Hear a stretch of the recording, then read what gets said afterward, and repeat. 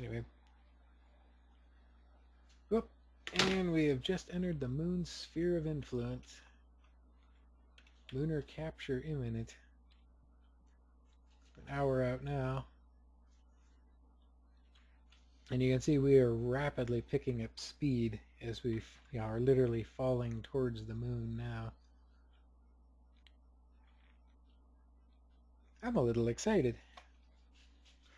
I'm going to try to find some Easter eggs. The lunar arch that I've shown everyone twice now was a complete accident. I just happened to spot it. Just happened to land my craft near it once. Tried to take everyone back to it later and failed utterly. And then I wasn't even recording. Just happened to notice how close my landing site was going to be to it. Decided to go for it, nail it, and of course I wasn't recording. So all I got were some screen caps out of it.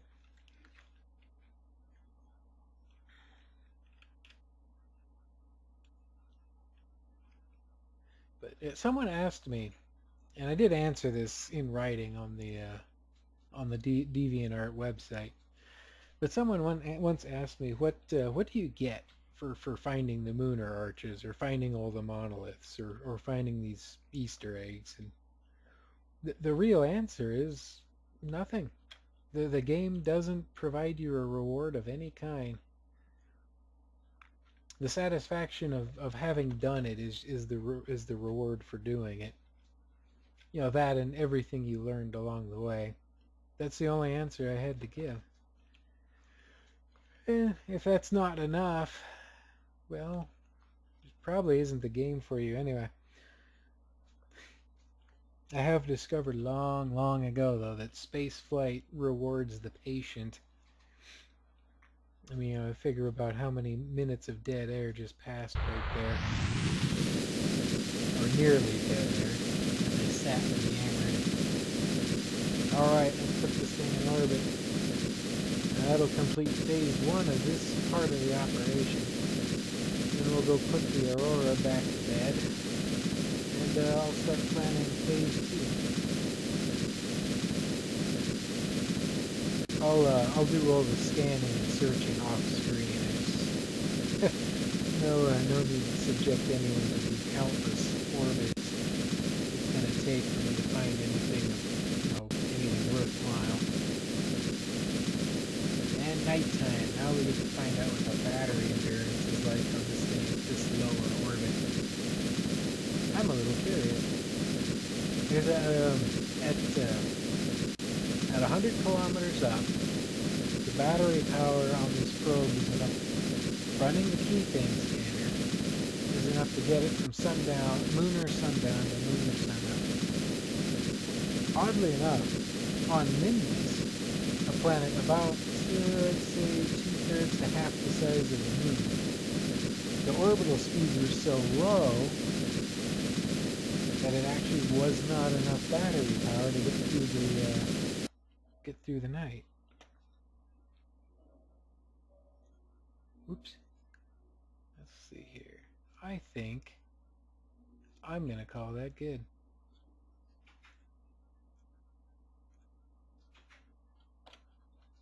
And here we are, around the moon, in low orbit. We'll go ahead and get set up to start. I might as well start to activate the keythane scanner, but more importantly, I'll see if I can spot anything worth landing near.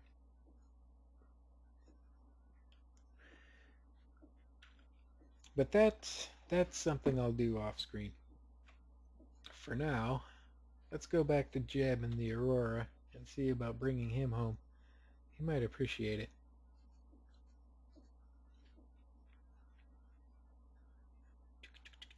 There you are. And yes, we'll fly this mission. Looks like, judging the orbital position, we missed we missed a return trajectory this pass. We'll have to try for the next one.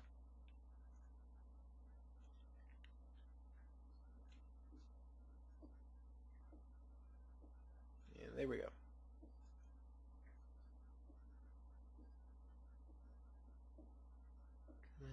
Bring it back, bring it back. There it is. Where is that? That's good. Okay.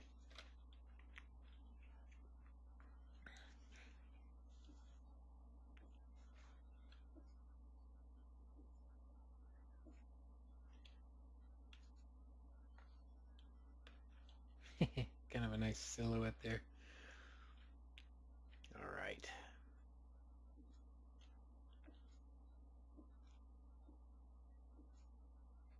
Go ahead and get set up for our deceleration burn. Then we'll try to land this baby back at Kerbal Space Center.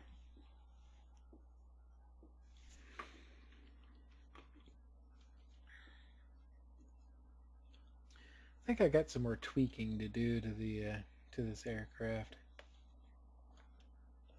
It just doesn't seem to be as fuel efficient as it once was.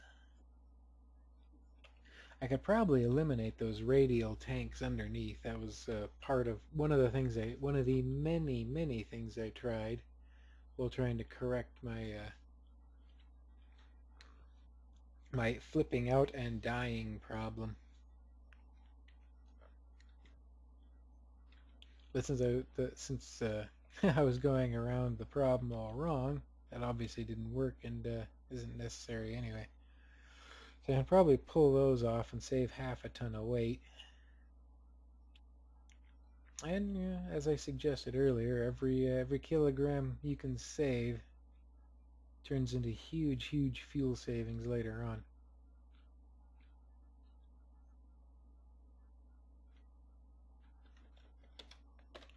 Alright, check our orbital positions. And that's what I thought. Okay, we're going to want to delay this maneuver.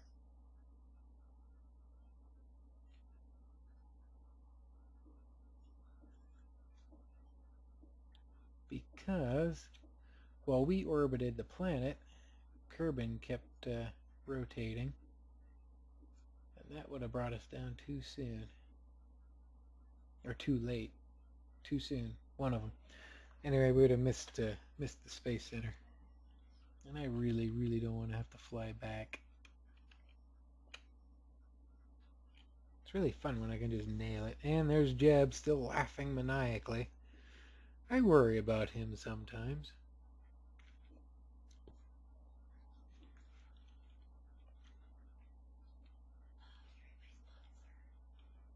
Okay, 7, 6, 5, 4, 3, 2, 1.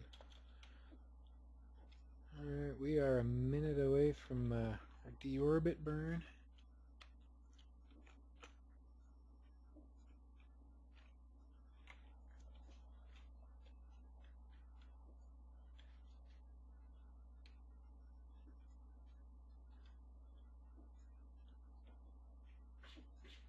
And we're doing this on the dark side. Apologies, there's not a whole lot to see here at the moment. Here, let's no, that didn't help much. Yep, so much for turning on the landing lights. Yeah, it's just going to be dark. But we should be landing on the day side. In fact, here comes sunrise now. Well, this should be visually striking. Sunrise just before I light off the engines to bring us home. 12, 11, 10, 9, 8. I wonder if sunrise is going to happen or me lighting the candle.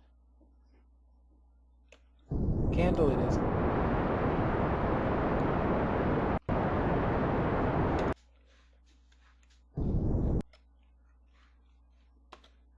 Oops. Oh well, I already did a little bit. Okay, we are pretty darn low on fuel. So okay. There's no sense in carrying all that oxidizer with us. So we're going to shut the fuel valves off and dump the last of the oxidizer into space. It'll save I think there was a good half a ton to a ton of liquid of fuel components left there. So that right there is going to save us quite a bit of cross-range flight. And we are falling. Alright. Go ahead and kill the throttle. Turn the fuel valves back on. Shut off the rocket engine. Turn the jet engines back on. Whew. Landings always make me nervous.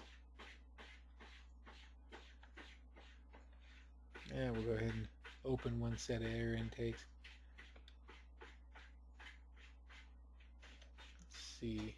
Will it let me, no? No chance in heck? Of course not. I'm recording. Why would I go according to plan? Oh well. We'll come around and into visual range of those sooner or later anyway. I parked a couple of little, well, the game calls them probes, but they're just a couple of little rovers with lights on them. I parked at each end of the runway. It really, really, really helps with landing because it lets me basically put the runway on the nav ball, which as far as flight aids is concerned, is a huge, huge help. Because you can see, well, you can measure where the runway is off of your velocity caret there. So you can tell if you're coming up short or you're going to overshoot. You'll see how all that works here in a minute. We're falling pretty quickly, about 100 meters per second now. And we're still cruising along at about 2 kilometers per second. I think we're going to really test the structural integrity and heat tiling of the Aurora here on this re-entry.